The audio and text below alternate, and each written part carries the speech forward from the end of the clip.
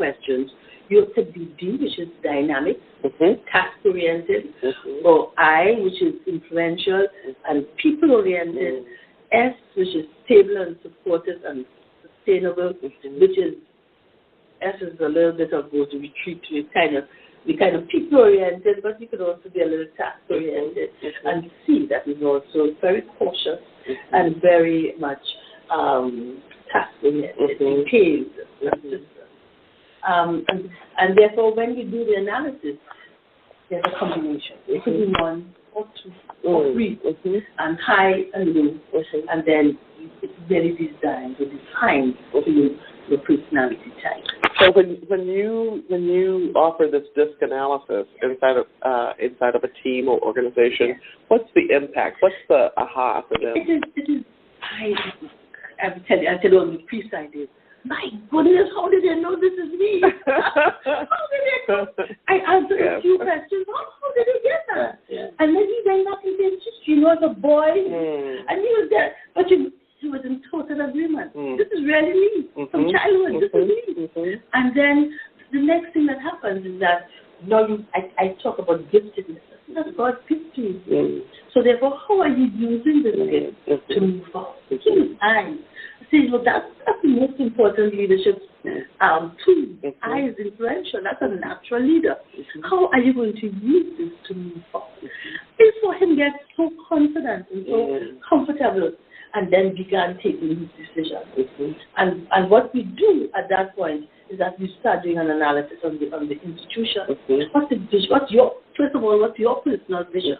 What's your personal journey? Where you're going? What you want to do? What does success look like for you? And then we go into the institution. What's the institutional vision? And where is it going? Where do you want to go? And then we begin to align. We begin to align all the candidates we have in the room, and we begin to say, are you in the right place? Yes. Is there an alignment? And if there is an alignment, and if there is no alignment, what are we going to do?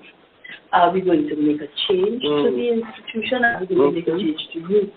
And if there is none, who's leaving? And we go through that process. And then we start the journey. And we have got to stay with them. We stay with them. At some point in time, maybe every 3 months, we visit. Put in place an M&E committee. After they put their goals together, and they know that this is what they're doing, and then we put all the instruments in place and we keep checking. Every 3 months we need to So M&E would be a monitoring and evaluation committee to make sure that you're really trying to achieve your goal. What does success look like? More people in the congregation, an active church, happy Christian brotherhood, and so we keep, is it happening? Where is it at? So it's accountability and tracking and milestones and and we've got the instruments to show it. And in all of this, we keep teaching leadership. So as we go down the vestry, as we go down the congregation, we stay, as John Maxwell says all the time, we are all leaders. Whether it is your parents, whether it is your principal, whether it is your housewife, whether it is you, whatever you do, at whatever level you are, we are all leaders. So if you understand that you're a leader, where's the accountability? Where's the action? Where's the responsibility? I love hearing you talk about this because it's clear to me that you can use this particular analysis at the individual level, at the team level, at the organization level, right? And you could probably use it at the national level. We do. And that's what we talk about alignment. It's aligned. Because if it aligns, everything's going to be okay. We are intentional. Again, it goes back to that. Thank you. So I know that you have done some work on grief and loss, and there was a mastermind project that you were working on at one time. Now, can you talk a little bit about that? Very, very powerful. It was after my husband died, and the funeral home had a grief counselor, and she actually spent time with myself and my son. It really helped. And took the decision, there are many people in my experiencing what I'm experiencing now. Let's put something together. And we did exactly that. It was one of the most powerful workshops. So we did it about 5. And we would do it again in the future. But it was so powerful that that's an instance where we saw change for very eyes. The people would come in and my goodness, what do I do? Where do I go? And in that, not only there was tears, they would cry, they would pour out, but you know something, at the end of the day, they would leave there so eager to go and do and make things happen and be different. You know, so it was a very powerful witch. So I'm imagining, Hazel, that this was helpful to you, yes, it was, as well as the people that were in your mastermind group. You know, even when I coach, I think I learn more. I benefit more from the coaching. I benefit more from the workshops than the people who I'm working with. And I feel so very guilty. I am learning so much. I'm benefiting so much. And what I do, but I know that in giving back like this, it really helps me. Yes. I'm more steady, more stable. I don't know I could be more than that, but I am more confident, maybe is the word, that I'm on the right path and I'm doing the right. Excellent. So I know you've had just years and years of experience and seasoning and ripening and maturing. And I'm wondering, I know that John talks about transformational leadership. I mean, that's his calling card, right? And I'm curious, can you tell us what you mean by transformational leadership? I think I know that I'm a transformational leader, and I know because I do things that I coach. I really am a natural coach. I realize that I hold hands and I support, and where my colleagues would say, "I've had enough of this," I said, "No, let's go in again, let's do it again," and we would, you know, I'm more patient. I don't like because I've never been patient, but I'm more patient. I'm more patient with my children, you know. So there's that kind of steady, and focus. Moving forward. Yeah, so I love that you were mentioning coaching, because a lot of coaches don't think about themselves as influencers. They just think about themselves as a guide on the side or something. But can you talk to us about transformational leadership and why it's important to really understand that as a coach? Yes, it is very much so.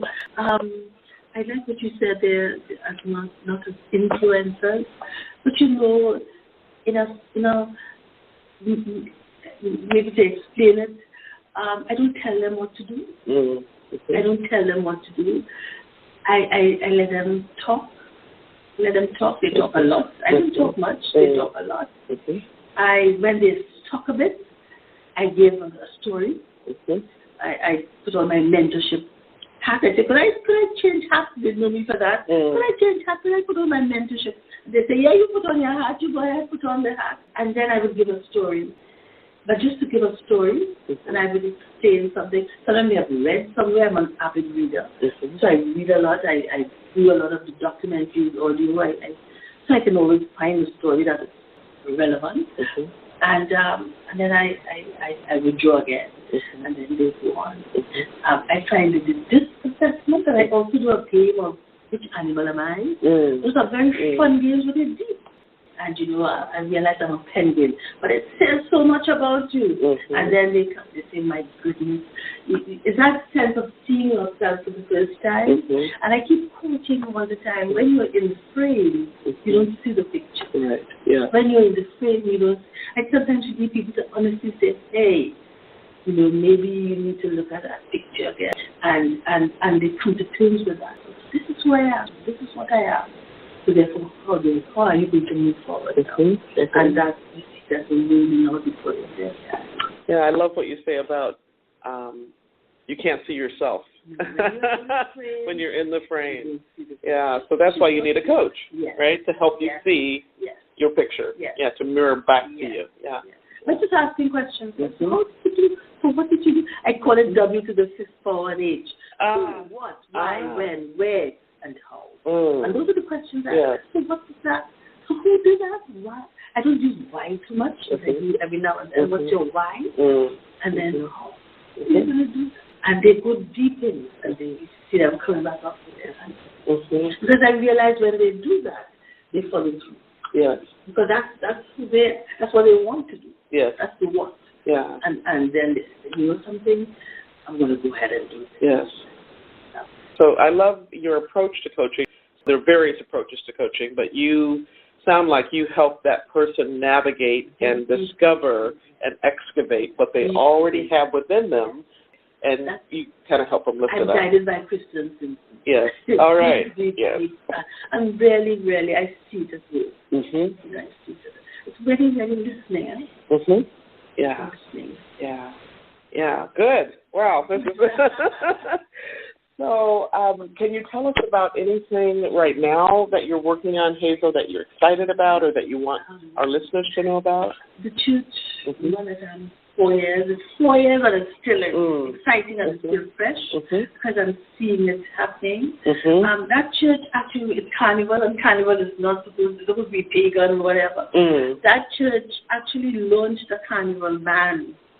The band was, when I tell you, something to behold, and I would send you the email. Okay. Basically, they looked at the stained windows in the church, and the costumes were based on the stained windows, and they were beautiful, and very talked about the role of the church in carnival. You know, sometimes carnival could get a little bit risky. So there's this is how you dress, this is how you parade, and this is what you look like. And they launched it in a church with a prayer. And it really was to me, it tells you that they're no longer, the church is no longer sitting on the sidelines looking on and saying, I don't agree with this, or we disagree with that, and we agree with this. But taking an active part in what's going on and saying, you know, this is how we need to do it in a really gentle, nice. Yeah. You know, so that really has been impressing me.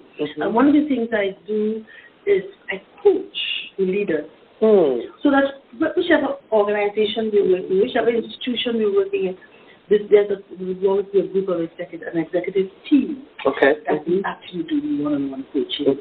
So that guides us, you know. Yes. So that's one that I'm really proud of. One of the children we did, and I saw school just made it, you know, just moving forward. That's the second one that we're really very proud of. What age group were you working with in the school? Secondary school. Okay. So from age 11, 12 to graduation, 18 or so. But the school is wasn't doing so well, but the principal just took it and ran with it, and he saw the change around in a short time. But we're now dealing with the hospital, medical. So we're dealing with a small family company. I mean, the principles could apply across. Yeah, leadership is leadership. Yeah, that's what I tell people all the time. Yes. That's what John says all the time, right? Yeah. It is. Yeah. It is.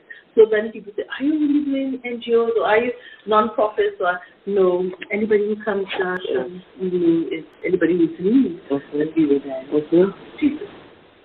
Excellent. It's very exciting. Yes, very exciting. It's helpful in my country that's now going through a recession, and it's difficult, and they're closing down companies. And so we actually started doing it with businesses, small businesses. You know, because it is at this time when they're like, where do I go? What do I do? Yeah. There's panic, there's fear. How do I then do it? You know? So you're able to step in and assist even during a recession. Especially now, is that strategic plan working for you? Because the circumstances have changed, the environment is different. So therefore, let's look and see what we can do, and that's it. You're delivering like solid gold wisdom here. So Hazel, before we wrap up for today, is there anything else you want to share? Is there a question perhaps that you wish I had asked you that I didn't ask? Yeah. Maybe the fact that what you're doing also applies to family life, and that in my one-on-one coaching, I impact on family life, and I maybe wish I could do more of that. And that's where one of the places I want to go. Yes. That one-on-one, the mother who comes to complain that the husband he treats her so badly. So therefore, how do I deal? Where do we go? What do you want? How do you? Those questions we ask who, what, why, when, and she was so depressed in the conversations. Yeah.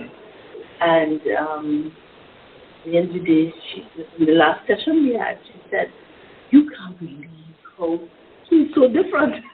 said, is he different or are you different? He said, you know,